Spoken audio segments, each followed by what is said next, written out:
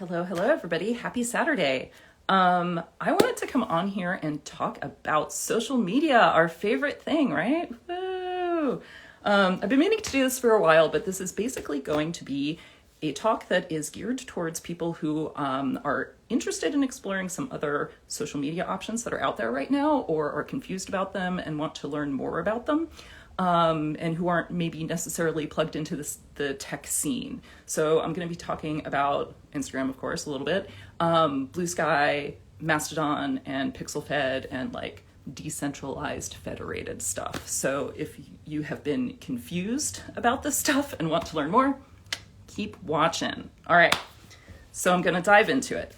I'm going to start with like a little refresher about Instagram, which we probably pretty much know how that works, right? So Instagram is owned by one company. You can think of everything as being on like basically one big server that, controls what everybody sees, and everybody is just posting stuff to that server, and that server is then feeding it to other people. Instagram used to have a chronological feed. It does not anymore, ever since they started to sell ads. Basically, advertising is always the death of chronological feeds because as a company, you have to tell advertisers that you're going to show their stuff to people no matter when they post it. You're going to show it to people in, several hours later, in other time zones. That post that you just did is just going to be waiting for that person to log on so that they can be served it. And that's where algorithms come in, because then you can tell people that you're pushing their content to people who are interested in it, all that kind of stuff. So yes, basically allowing ads on a platform is kind of the introduction of the algorithmic feed. It's the introduction of that company controlling what you see, and it's the death of chronological feeds. So a lot of people are understandably upset about that and are now moving to Bluesky, which is pretty cool. But I will say, so Bluesky has, it's still one company. There's still one basically central repository of information. That one company is in control of what they do with that, of what they do with your information that you're posting to them. And while they have been committed thus far to saying chronological feeds, no ads, stuff like that, I wasn't born, well, I was born yesterday actually, and that means that I grew up as the internet grew up, and I have seen this shit before. Yeah, I remember when Instagram was baby and new, and I'm sure a lot of other people did too, and was chronological. And basically, at some point in time, if you have one company that's been given a lot of investment capital, at some point in time, those investors say, hey, I want my money back now. And they introduce ads, and then there goes chronological feeds. And then, the company starts deciding what you see when you see it. It starts serving you what it thinks will make their advertisers the most money. So I think that Bluesky, right now, it's a good alternative. It seems to be okay. But I have no confidence that it's not going to inshitify and in 5 to 10 years, have ads be serving me things and not be chronological, because that is the way every other single company controlled social media platform has gone. So this brings us to the Fediverse, or decentralized platforms, or federated platforms. All of those, words, you're really talking about the same thing. The Fediverse has nothing to do with the federal government. I want to make that clear. It just means that it's a federation of people and servers who are all running the same software, who are all talking the same language to each other and can communicate with each other. So the main difference with something like Mastodon is that instead of having one server that's controlled by one company and everybody is on that server, there are a bunch of servers all over the place. Anybody can start a server. It would be like if everybody could start their own little Instagrams, and all of those little Instagrams could talk to each other. And it's really cool because it means that no one person is in control of it. And that means that the network as a whole is a lot harder to shut down. And it's a lot harder for any one individual to have a great deal of influence over that platform. And it's like, it is chronological. If you're on a server and let's say that server decides that like, oh, we're gonna, serve you ads, which are not really a thing that's built into the protocol, which is called ActivityPub, by the way. That is what the protocol is that all of these federated little services talk to each other on. So if you hear that, it's basically the same thing. But yeah, let's say like you're on a server, you're part of a server and your server decides to start selling you ads, you can just move to a different server. It's pretty much as easy as that. And everybody who's like talking on the same network, so let's say Mastodon in this case, you can see people on other servers. You can add them to your friends. You will see them in your feed. You will see other people on your server in your feed. There's no, server choice. A lot of people really get hung up on this because it's sort of this extra thing that you have to sort of understand and decide to even sign up for the service. And honestly, it is not all that important. If you go on the main Mastodon server, mastodon.social, you'll be fine. I personally am on the mstdn.social server, which is different from the mastodon.social. MSTDN is like Mastodon with no vowels. I just chose that because like at the very beginning when I signed up, I thought that the rules were a little bit better. So you might want to choose you might want to look at the rules of the server that you decide to sign up for. But if you just want to just join and not have to make a decision, just go to mastodon.social and it will be fine. So what else is cool about this?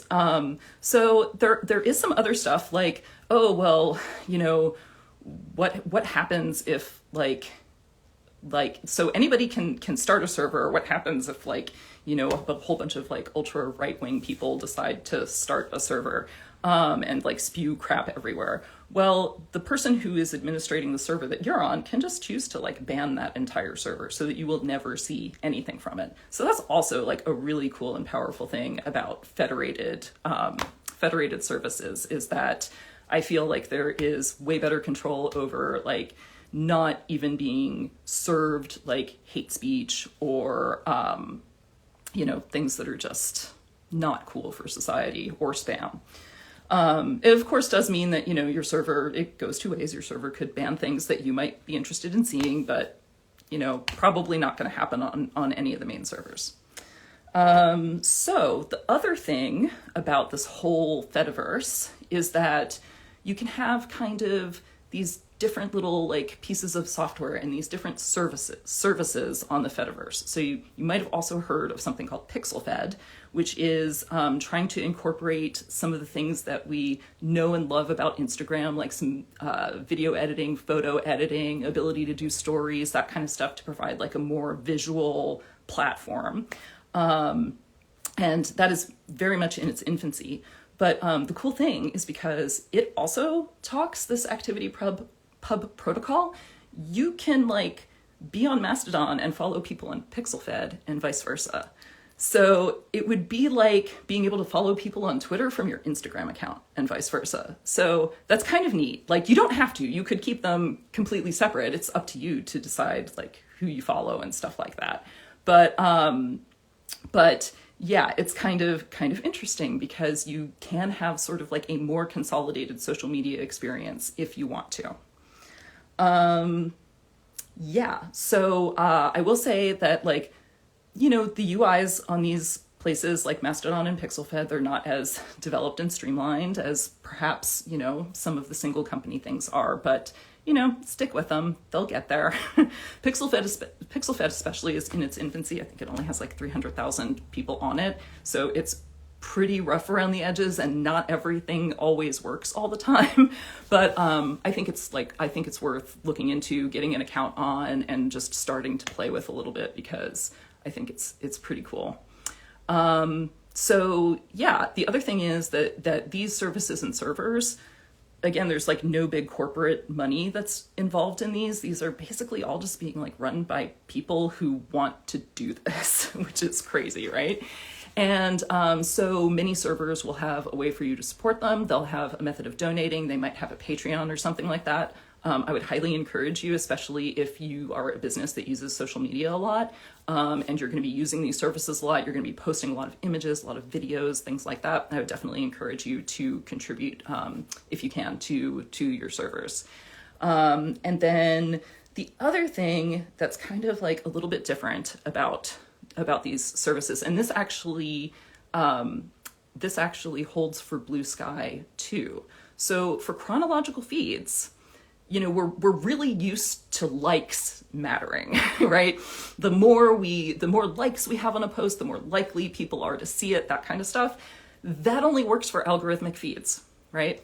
For a chronological feed, it's pretty much like kind of when you post it that sort of matters. You know, if I am on in the morning and I'm following a lot of people, I'm probably only going to see maybe like the last half hour-ish of what people have posted. So no matter how many likes are on their post, right, that doesn't matter. It is purely I am seeing posts in chronological order, whether they have 1 million likes or whether they have like no likes. So the way that you can support creators and make sure that their stuff is seen by other people and kind of like get a little bit of a ball rolling for them is to boost. And so this is like sharing to stories on Instagram, that would be analogous, or retweeting. So, you know, it shows up in your feed as you having boosted this thing, and that content is then there for other people to see.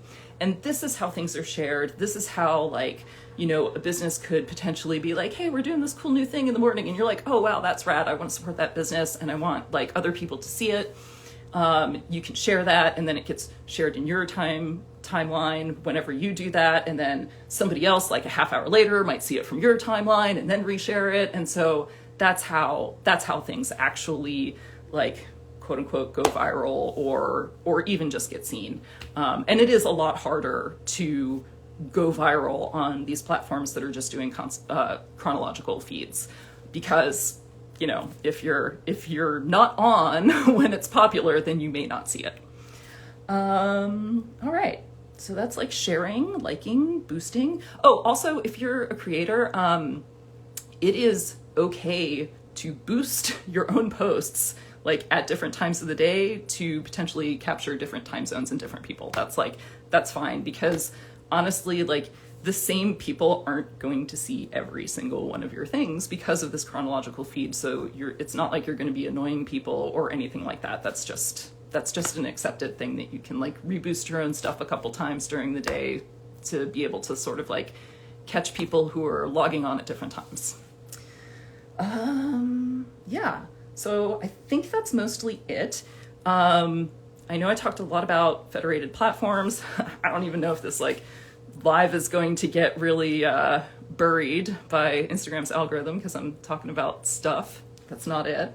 But, you know, if the Mastodon stuff, if the federated stuff is still sounding kind of complicated for you, you know, I think that Bluesky is definitely a really good entry point into chronological feeds and getting used to that again, because it is different. It feels weird. I'm like, oh God, this is so strange. And you may potentially have to like mute people who post things like every 20 minutes because they have a tendency to take over your feed, stuff like that. But all in all, I've really enjoyed my feeds on those platforms.